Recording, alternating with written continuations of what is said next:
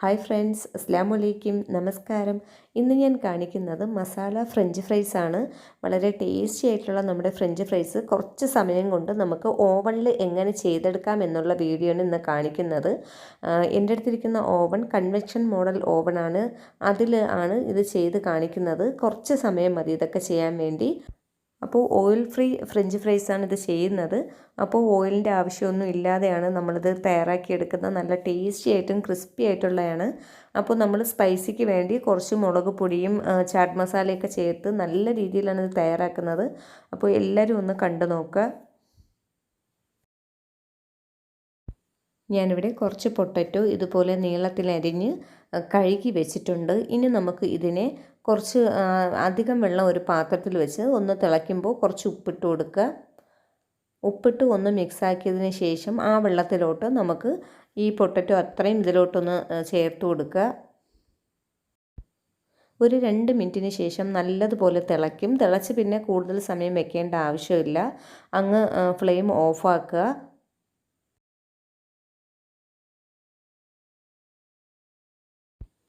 ഇതുപോലെ വെട്ടി തിളയ്ക്കുന്ന സമയത്ത് വേണം നമുക്ക് ഫ്ലെയിം ഓഫാക്കാൻ. അപ്പോൾ ഇത് ഞാൻ വേഗം തന്നെ ദാണ്ടെ ഒരു അരിപ്പിലോട്ട് കോരി മാറ്റുകയാണ് ചെയ്യുന്നത്. കൂടുതൽ വേകാൻ പാടില്ല. ആവശ്യത്തിന് ഒരു 2-3 മിനിറ്റ് ആകുമ്പോൾ തന്നെ നമുക്കത് ആവശ്യത്തിനുള്ള വേഗമായിരിക്കും. അപ്പോൾ ഇതിന് ഞാൻ അരിപ്പിൽ നിന്ന് ഞാനൊരു ബൗളിലോട്ട് മാറ്റിയിട്ടുണ്ട്. ഒരു ടിഷ്യൂ വെച്ച് മാക്സിമം വെള്ളമൊക്കെ നമുക്കൊന്ന് മാറ്റിയെടുക്കാം. കുറച്ച് സമയം ഒരു കോട്ടൺ തുണിയിൽ വെള്ളം തോരാൻ വേണ്ടി ഇട്ടിരുന്നാലും മതിയാകും.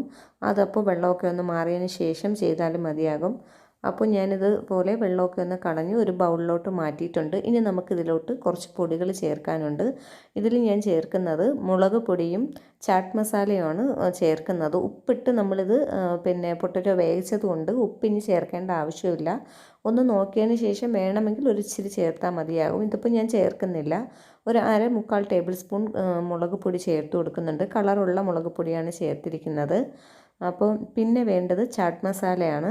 അതും ഇതുപോലെ ഒരു 1/2 ടേബിൾ സ്പൂൺ എടുത്തിട്ടുണ്ട്. അതും കൂടെ ചേർത്തതിന് ശേഷം പിന്നെ നമുക്ക് ഒരു 2 ടേബിൾ സ്പൂൺ ഓയിൽ ചേർത്ത് കൊടുക്കാം. അപ്പോൾ ഓയിൽ ചേർത്തതിന് ശേഷം നമുക്ക് കൈ ഉപയോഗിച്ച് എല്ലാം നല്ലതുപോലെ ഒന്ന് മിക്സ് ചെയ്ത് കൊടുക്കണം. അപ്പോൾ ഇത് നമ്മൾ പിന്നീട് ചേർക്കുന്നത് കോൺഫ്ലവറാണ് ചേർക്കുന്നത്. അപ്പോൾ കോൺഫ്ലവർ ചേർത്തതിന് ശേഷം നമ്മൾ കൈയൊന്നും ഉപയോഗിച്ച് നമ്മൾ മിക്സ് ചെയ്യില്ല. അപ്പോൾ ഈ എണ്ണയും ഈ മസാലപ്പൊടികളും നല്ലതുപോലെ നമ്മുടെ ഈ പൊട്ടറ്റോയിലോട്ട് യോജിച്ച് വരുന്ന രീതിയിൽ ഇതുപോലെ ഒന്ന് ചേർക്കുക. അതുകൊണ്ട് നമ്മൾ ഇതുപോലെ മിക്സ് ആക്കുന്നത് കൊണ്ട് അധികം വേകാതെ വേണം എടുക്കാൻ. ഒരു 2-3 മിനിറ്റ് നല്ലതുപോലെ വെന്തതിന് ശേഷം ഉടനെ എടുക്കണം. അല്ലെങ്കിൽ ഇതുപോലെ കൈ കൊണ്ട് ഇത് മസാല തേക്കുമ്പോൾ പൊടിഞ്ഞു പോവുകയൊക്കെ ചെയ്യും. അതാവാതിരിക്കാനാണ് ഇങ്ങനെ. പിന്നെ ഞാൻ ഇപ്പോൾ ഒരു ടേബിൾ സ്പൂൺ കോൺഫ്ലോർ ഇട്ട് കൊടുത്തു. പിന്നെ ആവശ്യമെങ്കിൽ 1-2 ടേബിൾ സ്പൂൺ കോൺഫ്ലോറും കൂടെ ചേർത്ത് കൊടുക്കാം. കോൺഫ്ലോർ ചേർത്തതിന് ശേഷം നമ്മൾ കൈ ഉപയോഗിച്ച് മിക്സ് ചെയ്യരുത്. അല്ലാതെ ഇതുപോലെ തട്ടി കൊടുത്താൽ മതിയാകും. അപ്പോൾ ഓവനിൽ ഞാൻ ഫ്ലഗ് വെച്ച് സ്വിച്ച് ഇട്ടു. ഇതുപോലെ ഒരു പ്ലേറ്റ് ഇതിനകത്തോട്ടുണ്ട്.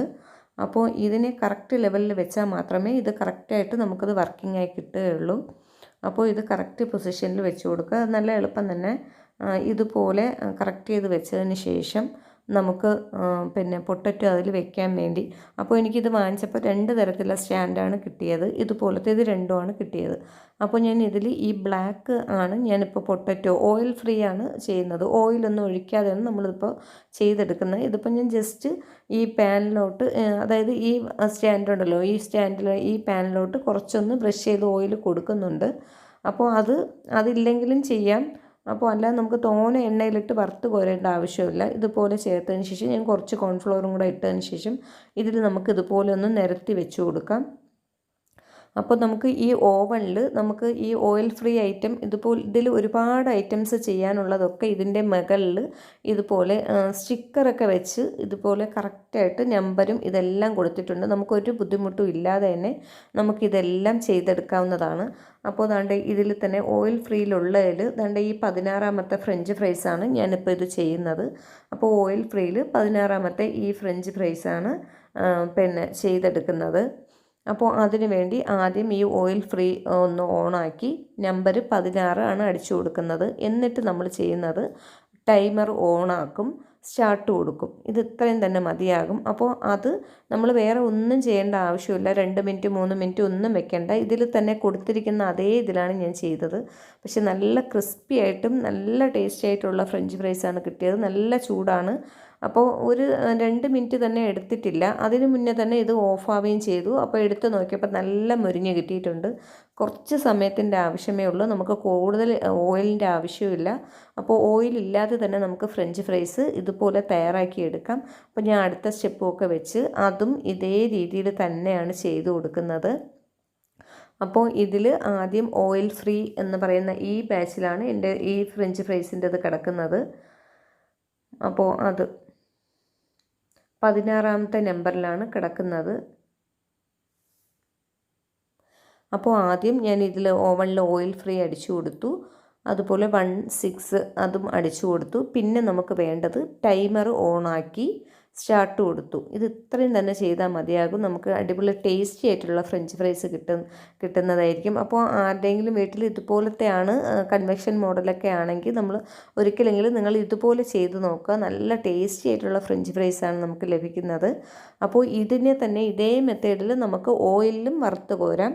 അപ്പോൾ ഓവൻ ഇല്ലാത്തവർ ഓയിലിലും വറുത്ത് കോരുക. ഞാൻ ഇതിന് മുന്നേ ഫ്രഞ്ച് ഫ്രൈസിൻ്റെയൊക്കെ ഇട്ടിട്ടുണ്ട്. അത് കാണാത്തവരുണ്ടെങ്കിൽ ഒന്ന് കണ്ടു നോക്കുക.